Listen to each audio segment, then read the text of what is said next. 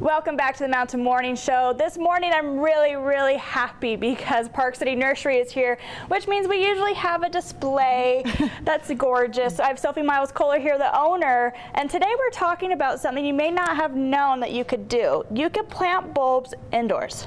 That's right. So at the nursery, we're still kicking up a bunch of holiday spirit and people are still doing holiday decorations. And one thing people love to do is to plant winter bulbs inside. So that's talking about amaryllis bulbs and paperwhites. Okay, look how big this bulb is. This octopus bulb. Yes, seriously. And the reason for that is because, so these are a tropical flower from South America, and they have these brilliant colors. So I brought in the traditional red, but we're gonna pot up today some pinks and oranges for the new year, because it takes about 6 weeks for them to shoot up and bud and then blossom. So you could kind of be doing this all year round. So if you want red right now, and then by spring you want yellow, you plant again. And then by summer, if you want orange, you plant again. I didn't even know that you could be planting bulbs indoors. I thought, because I'm not a bulb person, I thought you really needed more space. Yeah, so it just depends on the variety. So the paperwhite, which is really popular because of its gorgeous fragrance that it lets out go all over your house, is actually a cousin of the daffodil. So it's a type of narcissus, but it's from the Mediterranean. Is it narcissistic? It is a little narcissistic. So it doesn't need that chill during the winter to grow in the spring. It is, I guess, sort of a tropical or hot climate bulb as well. So it grows best inside in this hemisphere. And we're used to just like planting our tulips and our lilies in the fall. So this is a totally different story. You can enjoy color and fragrance and green and blooms all winter and spring. I love this. Okay, well, let's get started on how to do it. Yeah, the best part of all is that it's so easy to force these bulbs. So literally, we're gonna start with, you said you wanted to do the pink Hercules amaryllis. Yes. Okay, if you're not afraid to touch its little roots. I have no problem with touching this. We're gonna pot it in this snug. Okay, so when I'm potting this, here. how deep do I want to place it? Because these guys are kind of up above. Do I want the same thing? No, so these guys have their roots wrapped in wax. Okay. This is a different variety where its roots are gonna dig into the soil just like a normal bulb. Okay. So you're just gonna create a little hole for it. We gave it some really nice soil, and we're gonna have it about 2/3 deep. Okay, I was just about to say how much do I want here? Right about to here. Okay. Being so Let me know. gentle with its little roots, and you just pop it right in. I don't think it's deep enough, but you can always add more dirt. And then what's important is to kind of tamp or push down that dirt around it. Okay, so you want it tight? You do? Yeah, you want it pretty tight, but you still want the water to drain through. Okay. So it's important with these bulbs to have pots that do have a drainage hole. And tell me, what kind of soil did you use? I used our Happy Frog that we sell at the nursery. It's the potting variety. And it's organic, right? It's all organic. Okay, and you have some kind of decorative stuff here. Yes, I brought some moss and some river pebbles. These might look really pretty. Okay. So this is indoors, which is why we're making it pretty, right? That's right. This could be your centerpiece. You could put it on your entryway table. I mean, really, you could put these everywhere. And we're planting single bulbs here of the amaryllis, but if you have a big enough pot, you can absolutely do clusters of these as well. So when you do clusters, how close or not close do you want to plant them? You can plant them pretty close together. Just, you saw the size of those roots. You just want to make sure you have enough depth. Otherwise, the bulb will shoot out of its pot. Okay. You don't want that, obviously. Yeah. Lovely. What are we going to do in this long guy? Obviously, smaller bulbs. Right. So I brought an example of paperwhites are interesting. So we put the amaryllis right here in the soil. Paperwhites can go in the soil as well, or paperwhites can just go straight in water. They could go in a bowl of marbles. What?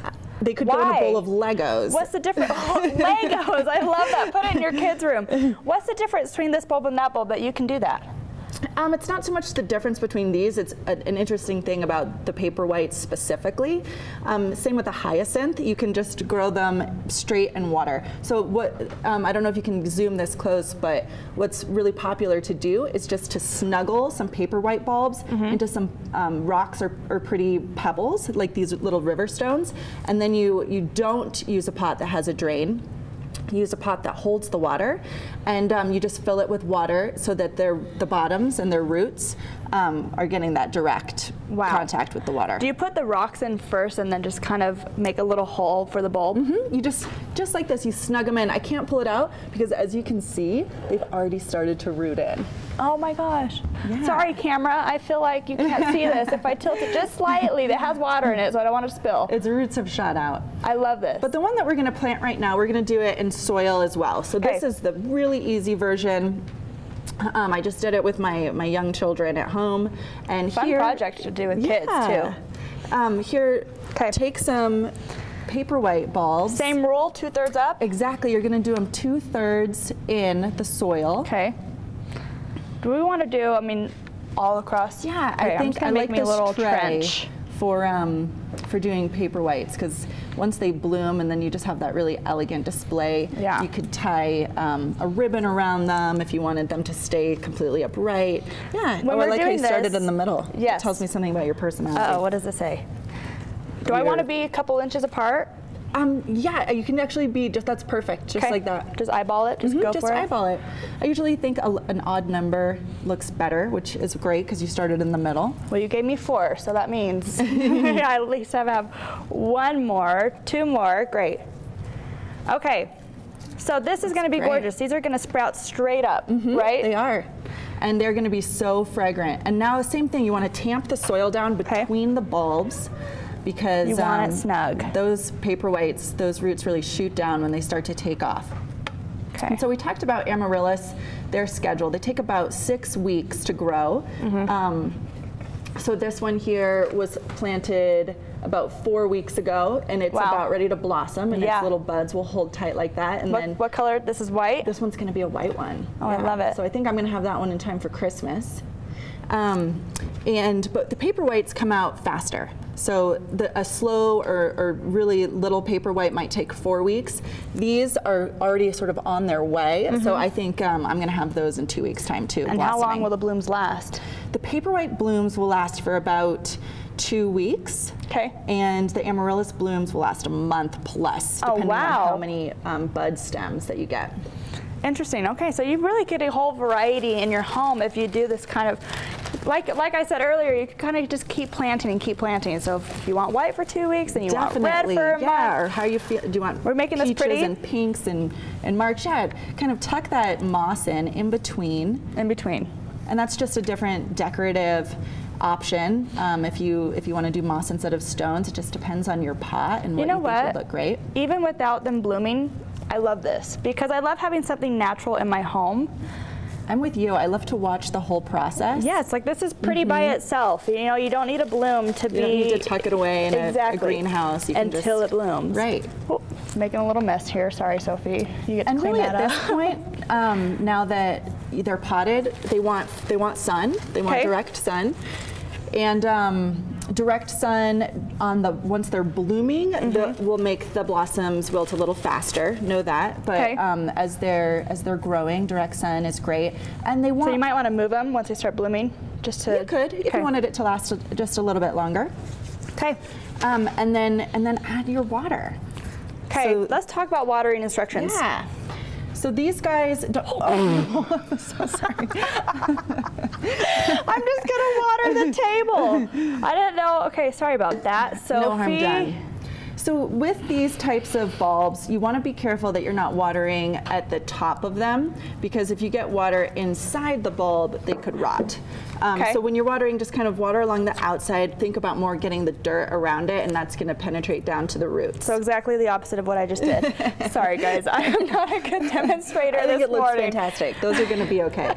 Well, Sophie, thank you so much for coming on here. I love that we can be planting indoors and having fresh, organic, finally, fragrant plants in your home all throughout the winter. And I love the color because that's something we kind of miss out on a lot in the winter.